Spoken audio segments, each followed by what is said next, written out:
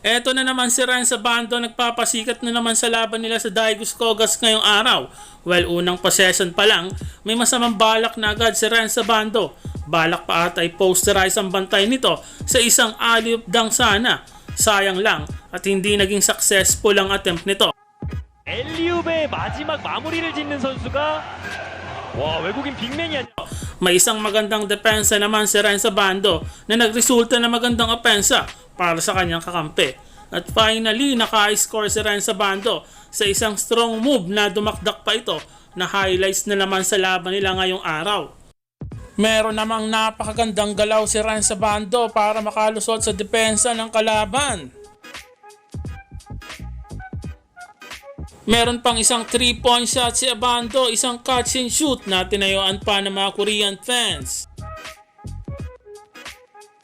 Isang napakagandang depensa naman na nagresulta na magandang block at may isang drive to the basket na may kasama pa sanang foul pero natawagan ito ng offensive foul. Sayang para kay Ren Sabando. Sa pagkakapanalo ng anyang, si Ren Sabando ay naka-score ng 9 points at may isang block at isang rebound. Mukha atang may iniinda na naman si Ren Sabando dahil medyo limited minutes ang nilaro nito ngayong araw, hindi katulad noong isang araw na babad talaga.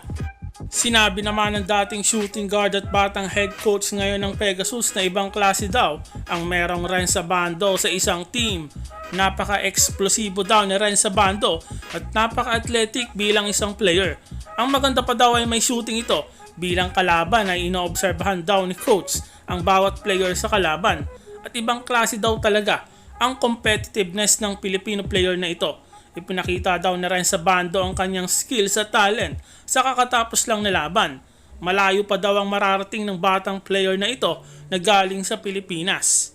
Ayon naman sa head coach ng Anyang na ganito naman daw talaga ang inaasahan nila kay Ren Sabando, kaya nila ito kinuha sa kanilang team. At napakalaki ng tiwala nito sa Pilipinong import kaya nga nasa starting lineup ito at binibigyan pa ng mas mahabang minuto lalo na kapag maganda ang nilalaro nito. Malaki na daw ang pinagbago na Ren Sabando simula nang maglaro ito sa kanyang national team. As of now, nasa ikalimang pwesto pa rin sa buong Korean Basketball League pagdating sa blocks si Ren Sabando.